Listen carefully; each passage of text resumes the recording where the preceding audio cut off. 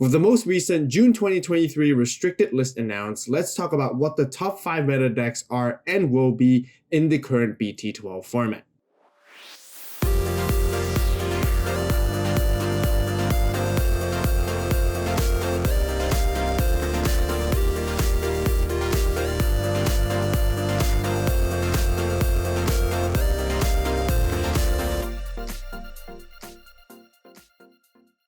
Digimon fans, welcome back, and today we'll be talking about what the top meta decks are for the BT12 format.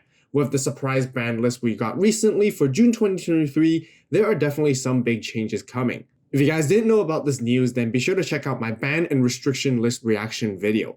So let's take a look at what decks have been the strongest and predict what the winners might be from this outcome. Keep in mind that there is no particular order on how these decks are ranked, and this is based off my own opinion alongside with some statistics that we have seen so far based on tournament performances. I will go through the key points of each deck, explaining the core mechanics and playstyles of what makes them top tier. I will also include a basic example of each and every individual deck list for you guys to reference from as well. Speaking of deck lists, did you guys know that you can get access to all my early draft deck profiles before anyone else and lists by joining the Avault Club membership? You'll get to see my entire arsenal of decks and optimized updates that I frequently post too. If you guys want to see more top tier discussion videos like these, then be sure to subscribe and give this video a like, as it really helps out the channel, and I greatly appreciate the support. But with that out of the way, let's begin with the first deck that we have to talk about. Starting us off for this video, we got Red Hybrid. This deck is hyper aggressive and sometimes even finishes games in an instant, which can be considered one of the fastest decks currently. The deck also has a ton of search and draw power thanks to the rookies mainly being Flamemon and Bokemon. There is also the BT7 Flamemon and BT12 Agumon, which helps you play out Takuyas, being the most important engine and tamer of the deck. Both Takuyas from BT7 and BT12 as its main tamer is where all the level 4 Digimon can digivolve on top of him. This provides huge buffs to the level 4 Digimon with extra DP, security checks, and memory gain. Not only that, BT7 Takuya continues to play a vital role with its capability of letting you get into Emperor Greymons by gathering 5 hybrid Digimons from the trash. Emperor Greymon is known to be the boss Digimon of the deck and offers 2 different ways to further excel your aggression. The brand new Emperor Greymon from BT12 is great for dealing extra damage with security +1 and removal when it's digivolved. It also has floating capabilities of letting you play a Takuya from hand or trash when it is deleted, making it a very great early game boss Digimon to get into. On the other hand, the BT7 one can blitz and has your turn once per turn. When this Digimon is blocked, you unsuspend it and gain a memory for each Digivolution card that has a Digimon with hybrid in its traits. This effect discourages your opponents from blocking its attacks, but can also put your opponents in a checkmate situation when you're trying to go for the game-winning play. Overall, both Emperor Greymons are not necessarily required for you to win games, as Automon from BT7 can also be considered as a pseudo-boss Digimon of the deck, and it has the ability to gain a ton of DP during the turn it's digivolved. Automon also offers great utility with its inheritable effect to stop all security option cards from activating, giving you almost a guaranteed method to secure games.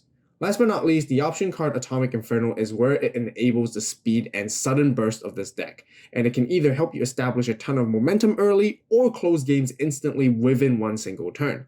With the sheer power and speed of Red Hybrid, this is what it makes it one of the top tier contenders of the current format.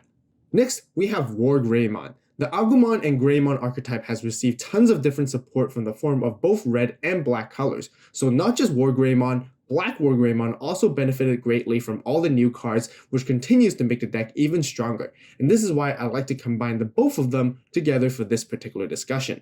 At this current stage, you can even mix the both together to play different core engines and top ends. Speaking of BlackWarGreymon, there is also something really cool that I wanted to share with you guys first.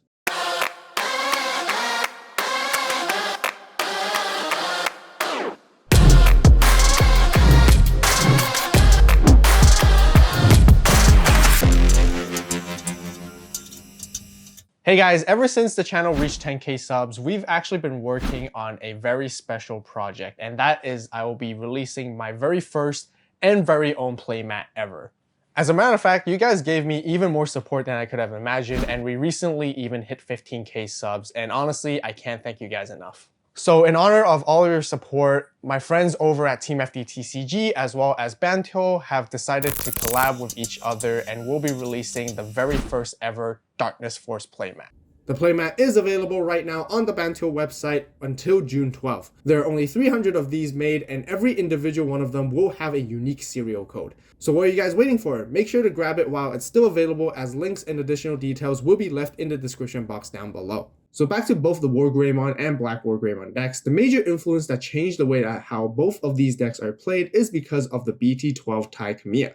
By giving any of your Agumons or Greymons at the start of the turn or on play with blocker and extra 1000 DP every turn, both decks now have a reliable and consistent method of defense. Tai can also gain you memory back every time you Digivolve into a Greymon or Omnimon in its name, and it excels your stack building processes. Speaking of which, WarGreymon and BlackWarGreymon still focuses on building towards a big stack, and they both provide offense, control, and a bit of defense all at once. The red-based WarGreymon engine will be geared more towards the offensive side of things, where it can take out your opponent's security very quickly. And the Black WarGreymon, on the other hand, would have a bit more control with de-digivolving, popping tamers, and redirecting attacks. Thanks to the BT12 Meta Greymon, you can now even play your tamers for free, which gives you a ton of value permanently. Not only that, it has an inhurtable effect giving your top end piercing so that it can continue to apply pressure with damage while taking out your opponent's Digimon with your big stack. Overall, there are countless approaches that you can take with WarGreymon and BlackWarGreymon decks, allowing both of them to adapt towards the change in the meta. But I would also consider it to be one of the most balanced and consistent decks of the BT12 format. Moving on, we definitely have to talk about Beelzemon, which is no surprise. And if I had to rank any of these decks in any particular order prior to the June 2023 ban list, it really goes without saying that this deck would definitely be right at the top as number 1. The combination with the Advanced Beelzemon deck set, Starter Deck 14, and a couple of cards from BT12 which introduces the X antibody line for the archetype, and alongside with the EX2 Beelzemon, you can make a super powerful and highly competitive deck. Speaking of which, I covered tons of Beelzemon content on the channel, from the journey of building a budget version that utilizes 2 copies of the starter decks and all the way to topping a regional event most recently. So definitely be sure to check out those in-depth videos if you want to learn more about Beelzemon as well. But back to why this deck is so strong. Beelzemon's main mechanic focuses on trashing cards from the top of your deck, which is also commonly called milling. By setting up cards in your trash, you are able to gain a ton of different advantages and effects based on how many cards you got there. And of course, the more you have, the better it is. This deck can trash cards extremely quickly when certain conditions are met, such as Digivolving or every time you hit the EX2 Impmon while doing so. You can also recur cards back from your trash with Impmon X and Rivals Barrage to grab the perfect card you need to make a combo play. It is so fast that the deck basically runs itself, and oftentimes you gain a ton of memory, which is enabled by the Wizardmon and Deathslinger as well, and Ayamako from the Advanced Starter Deck 14. By chipping away during the early stage of the game and trashing cards as you go, you can set up a lethal point to end the game by Digivolving into Beelzemon X Antibody, which then trashes your opponent's security for every 10 cards you have in trash. With the incredible speed of milling, getting 20 or 30 cards in trash is pretty much effortless, and once your opponent has no security left, you simply just swing for game. The deck also has a ton of removal with security bombs, which helps you prevent opponents from taking you down quickly as well. Overall, Beelzemon can be considered as a high roll type of deck, as it sometimes really depends on how well you mill your cards.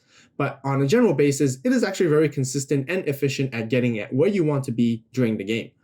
And this is exactly why Bandai decided to restrict the EX2 Impmon down to 1 with the intention to slow down the speed of trashing cards from the top of your deck. So to all of my Beelzemon fans, here is my rough first draft of the deck and changes that I would make to adapt to the updated June 2023 restriction list when it comes in effect.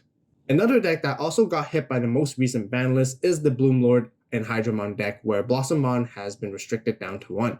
Even though this deck hasn't topped as much as I thought it would through statistics and big tournaments, I still feel that it deserves to have a very good spot in this meta list, as there are very few important reasons to why this is. The deck almost has perfect control, defense, and offense all put together with the combinations of Bloomlordmon, Hydramon, and Quartzmon. It can even turbo into your level 6s extremely quickly just with 1 memory because of Digisorption. It also gains a ton of memory without necessarily needing any types of tamers either. Getting into Quartzmon is very easy, as you can play super wide with tons of Digimon on your side of the board to help you gain the memory back when you Digivolve into it. Most other decks will also have a tough time playing against it or answer the crazy board that it could potentially set up. The few key reasons why I feel that this deck is less represented is due to the time and practice required in order to master this deck. I would say it is one of the most skill-intensive decks to play at the moment because knowing how to sequence your combos correctly with the most optimized play is the key of getting your reward and winning games. Furthermore, the deck doesn't have a whole lot of search and draw power that can be done via a straightforward method. The deck can potentially cycle tons of cards by constantly digivolving and comboing with your Digimon effects, which may not be as easy for most players to identify when they're first trying out this deck. And then this is where it loops us back to the conversation of Digisorption and Blossomon being restricted. I also mentioned how good this card really was back in my top 5 green staples video, where it provides green decks a reliable level 5 and longevity of generic support throughout. And for that exact reason of how Blossomon makes future green decks super strong and not much of a reason to play any other green level 5 Digimon, that is exactly why Bandai decided to restrict it down to 1. And here is the most updated deck list and changes I would make once the ban list becomes effective. The final deck of the day is no other than Digimon and the Hunter's deck. With a somewhat similar game plan to the Crossheart decks, the goal of it is to play your level 3s and level 4s quickly to chip down your opponent's security and saving them underneath your tamers while doing so. With its unique mechanics of placing Digimon underneath your tamers to reduce Digivolution costs, the deck is also able to load up a ton of resources to make very impactful plays when you get into your level 5s. I also feel that Digimon's Superior Mode is one of the strongest top-end boss Digimon cards ever to be made, with its very special effects that none of us have ever seen before. Its first effect of being able to tuck one of your opponent's Digimon underneath one of their Digimon or tamers as a source, and then currently, there is practically no protection against this effect, meaning that it can basically get rid of any Digimon from the game.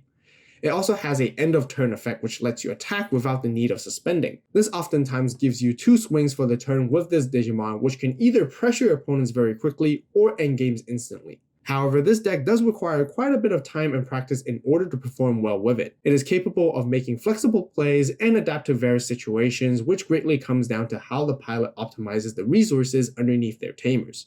Furthermore, if you ever need to slow down the pace of the game, you can reliably get into Quartzmon, which is a fairly difficult card to deal with, which we mentioned from before.